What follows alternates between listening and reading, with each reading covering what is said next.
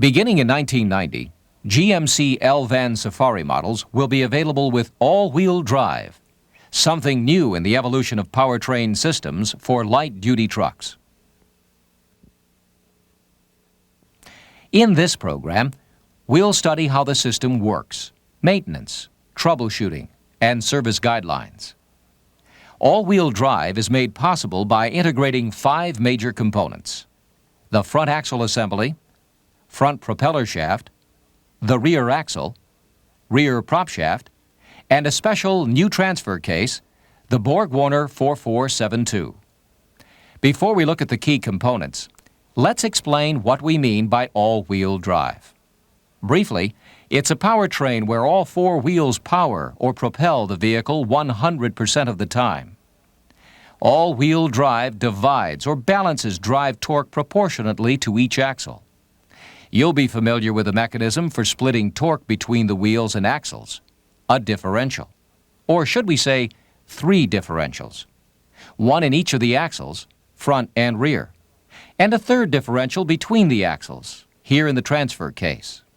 Through these differentials, each axle and each wheel can rotate at its own speed when necessary, as in cornering or normal steering. Because all 4 tires are now providing traction and actually driving the vehicle, all-wheel drive uses torque or power more effectively. Handling and control are significantly improved. Contrast that with 2-wheel and 4-wheel drive. When only 2 wheels drive the vehicle, there's only so much surface area for providing traction with the road. This means that all of the engine torque is being transmitted to the 2 driving wheels. On wet or slippery road surfaces, it's not too hard to make the tires on a 2-wheel drive vehicle slip and spin. Under these circumstances, you would have more traction and control with all-wheel drive. 4-wheel drive as we know it is not the same either. 4-wheel drive locks the front and rear axles together. All 4 wheels propel the truck, but there is no mechanism to allow either the front or rear axle to rotate faster than the other. And you know that when cornering, the outside wheel always rotates faster than the inside wheel. The differential inside the axle lets the wheels turn at different speeds and still provides smooth power flow without binding. But did you know that the front and rear wheels also rotate at different speeds in a turn? That's because the front wheels travel farther in a longer curve than the rear wheels. This happens every time you turn, make a lane change, or again in ordinary steering adjustments. In effect, all 4 wheels are continually rotating at slightly different speeds every time you steer. That's why you don't operate a truck in 4-wheel drive under normal traction conditions. It would tear up the powertrain and ruin the tires in a very short time. 4-wheel drive is designed for limited traction conditions such as off-road use and for running on snow and ice. All-wheel drive is a full-time system. You don't shift in and out of it, and it provides optimum handling and control under all driving conditions. The Borg Warner 4472 transfer case is the key component in the all-wheel drive system. A lightweight unit. It weighs in at just 50 pounds dry. Like other GMC transfer cases, the front output is chain-driven, which makes it quiet and reliable. This planetary-type differential gear assembly is the heart of the transfer case, and for that matter, of the entire system. It allows the front and rear axles to rotate at different speeds. The planet carrier is splined to the rear output shaft through the ring gear. The sun gear shaft splines connect with the drive sprocket for the front output. If either axle needs to rotate faster than the other, the planet carrier will rotate around the sun gear, or the sun gear will rotate inside the carrier. There is no gear reduction through the planet carrier assembly. The front and rear transfer case outputs rotate at exactly the same RPM when the van is traveling straight ahead down the road. The Borg Warner 4472 transfer case provides uneven dynamic torque split between the front and rear axles, about 35% to the front axle and 65% to the rear axle. Even though they both rotate at more or less the same speed, the rear axle uses more torque, or power to drive the vehicle. About 65%. Here's why. When driving any vehicle under power, the center of gravity tends to be toward the back, putting more weight on the rear wheels and tires. This is why, with all-wheel drive, the rear axle uses more torque than the front axle. The difference is even greater when pulling anything on a trailer. Another vital part of the transfer case is this viscous clutch. It prevents either the front or rear axle from spinning if traction is lost for some reason. When a driving wheel slips and begins to spin, the axle differential and prop shaft will spin along with it, and when that happens, the viscous clutch will apply, or bias, more torque to the axle that still has good traction. The purpose is to help maintain control on slippery road surfaces. How does the viscous clutch work? There are two essential parts, an inner and an outer half. The inner half, which is splined onto the differential sun gear shaft, and the outer half, which is the housing, is splined to the differential planet carrier assembly. These alternating plates are comparable to the internal fins of a viscous cooling fan clutch. 20 inner plates are splined to the inner hub. 20 more plates are splined between them to the outer half.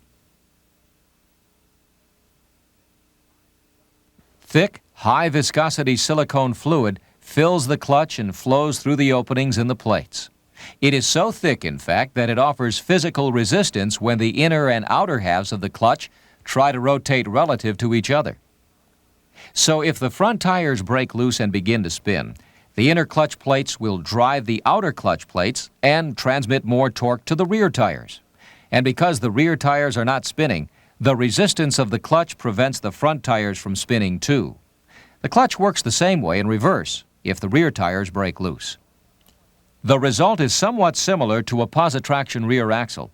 The axle that slips will not spin, and torque is applied to the axle and wheels that still have solid traction. Power flow through the Borg Warner 4472 transfer case is like this. Torque comes from the engine, of course, and continues through the transmission and its output shaft. Torque then enters the transfer case through the input shaft to the planet carrier assembly. The planet carrier's ring gear transmits torque directly to the rear output shaft, to the rear propeller shaft, axle, wheels, and tires. The ring gear also drives the sun gear, and the sun gear has a shaft that splines into the sprocket for the front output. Torque continues through the drive chain to the driven sprocket and the front output shaft, the prop shaft, axle, wheels, and tires. In the way of maintenance, there is no recommended interval for changing the transfer case oil. Under normal use, you should never need to change the oil, which is Dexron automatic transmission fluid. The only exceptions are severe service, in which case the oil should be changed every 30,000 miles, or in the event of contamination. Maintain the transfer case oil at the level of the upper fill plug. Check for leaks when you find that the oil is low. The breather and vent hose allow for air and fluid expansion inside when the transfer case warms up and contraction when it cools. If we didn't have it, air, dirt, and moisture could be sucked in through the seals every time the unit cooled down. Clean the breather if it becomes clogged, and replace the vent hose if it ever becomes damaged or kinked. Be sure to route it properly along the frame rail. All-wheel drive on Safari uses the same rear axle and the same type of prop shaft as two-wheel drive models. The front prop shaft is slightly different from what you may have seen before and has booted constant velocity joints at both ends. The front axle is the same unit you'd find on the four-wheel drive T-Truck, but since all-wheel drive is a full-time system, there's no shift cable, actuator, or other mechanism to disengage the axle, and it uses a conventional ring and pinion gear set, like the rear axle. Troubleshooting the all-wheel drive system is surprisingly simple compared to a lot of things. There are basically only two things that can go wrong with the transfer case. Either it can leak, or it might make noise. If a leak develops, it'll be in one of these places: the rear output seal, Now, this is a slip yoke, and it's a common point for leaks on most transfer cases, so look here first if you find the fluid is low. The front output seal is another possibility, although it's been specially designed to preclude leaking. The input seal is an unlikely place for a leak, since it is fully enclosed between the transfer case and the transmission. All it does is keep the transmission and transfer case fluid separate, but check it all the same if you suspect a leak and haven't found it yet. Look at the mating joints of the front and rear transfer case halves, and also where the extension housing bolts to the main case. If these become warped, damaged, or the bolts work loose, you could get a leak. One last place, check the O-ring here at the vehicle speed sensor. The Borg Warner 4472 transfer case was designed so that noise or vibration would not be a concern. It's rated for 200,000 miles before it should need an overhaul, and there will be a kit available for this purpose. When any bearing goes out, however, like a ball bearing for example, you're going to get some noise. The front output needle bearings could definitely be a source of excessive noise if they are excessively worn. Also, if the rear prop shaft is bent or damaged, the rear output bushing could wear, setting up noise or vibration. Check the prop shaft if you find the bushing is worn. But here's something important. The transfer case sits right in the middle of a potential path for transmitting vibration throughout the powertrain. A rotational vibration can be set up in the wheels and tires or anywhere else in the powertrain, but seems like it's coming from the transfer case, because the transfer case becomes the responding component. For this reason, if you're diagnosing a vibration and you think it's being caused by the transfer case, rule out other possibilities before going into the transfer case. Check the wheels and tires for proper inflation, balance, and excessive radial and lateral runout. Check the propeller shafts for runout and balance, and universal joints for correct phasing and wear or damage. Check the clutch or torque converter for damage too. Low lubricant level in itself can cause the transfer case to make a lot of noise. And if it is low, there may indeed be internal wear or damage along with a leak. Contamination by dirt or water can cause difficulties if it is left too long. You may have to open the unit up and take a look inside for mechanical trouble. These internal lubrication channels are very important. This oil scoop picks up fluid and forces it into the inner rail of the output shaft. There are also ports, tubes, and channels to the other shafts and internal parts. So when you're checking for internal wear or damage, disassemble the unit completely and clean everything thoroughly with a recommended solvent. Blow out the oil scoop and oil channels with compressed air. This will clean out any residual solvent, as well as make sure the channels and ports are open and functional. Then when you put the transfer case back together, follow the service manual instructions that begin with reassembling the subassemblies. Start by placing the viscous clutch, drive sprocket spacer, and the sun gear shaft bearing onto the sun gear shaft. Then assemble the output shaft subassembly and install it into the rear case half. Then build the rest of the unit on top of it. It follows a logical sequence, but be sure to follow the service manual. The front output shaft bearing and the front cover go on as an assembly. If you ever have to perform an overhaul on the Borg Warner 4472, you might be surprised at how easily it all goes back together. We mentioned checking the propeller shafts for runout and balance, and the rear prop shaft in particular for worn U-joints and correct phasing. These procedures are in sections OC and 4 in the service manual. The front prop shaft is a little different and requires special handling. At the time the Safari is put together in the factory, the transfer case, front axle, and the prop shaft are all balanced together.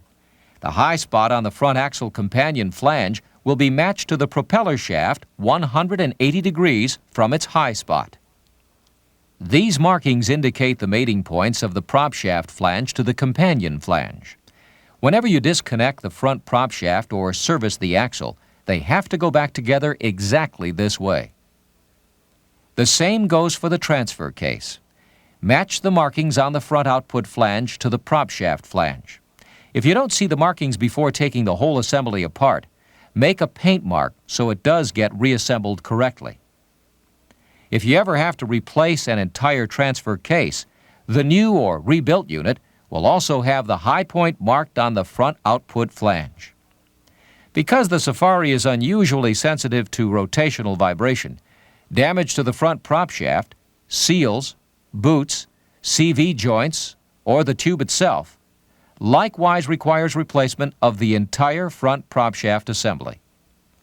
In addition, you'll find detailed instructions for measuring and marking the front axle and transfer case composite runout, as well as match mounting the components in the service manual. The front axle lubricant level should also be checked if you hear a lot of noise coming from the axle. There are a number of inspections and adjustments you can make to the front axle if there is excessive noise or vibration. But again, don't remove and disassemble the axle until you have checked out the possibilities thoroughly. Let the lubricant drain into a clean container and sweep the oil with a magnet. You're looking for metal chips or fragments that would indicate internal damage. Examine the axle housing too. If you find metal chips, then you will have to go inside and find out where they came from. You'd want to inspect the case, differential, the ring and pinion gears, all bearings, thrust washers, shims, and adjuster sleeves. We are not permitted to replace internal axle components such as bearings, ring and pinion gears, or the case itself. Instead, the entire axle will have to be replaced for the same reason as the front prop shaft. A couple of adjustments can help quiet down a noisy axle: the ring gear backlash and the drive pinion depth. You'd want to roll a gear tooth contact pattern check to see if either of these adjustments is necessary. These procedures are covered in the reference manual supplied with this videotape. It's a little scary from an engineering perspective when a system that does so much is this simple to service. But simplicity was one of the things we wanted in this all-wheel drive powertrain. Remember the basics whenever the Borg Warner 4472 transfer case, front axle and prop shaft, or other powertrain components are involved in a repair. And keep in mind the techniques for general powertrain vibration diagnosis. You may want to review GMC PPN materials on this subject for a little refresher. Take a little time to read through the all-wheel drive reference book, too. Lubricant levels, leak and damage inspection, and match balancing the components will be the most significant items to check when servicing the all-wheel drive system. Also, which components to replace and when. Be careful not to shortcut diagnostic tests in the service manual. If a component is replaced needlessly, you're going to be faced with an eventual comeback and an unsatisfied customer. We designed this system to be easy to work on, and we hope that's what you find when these vehicles come into your dealership for service.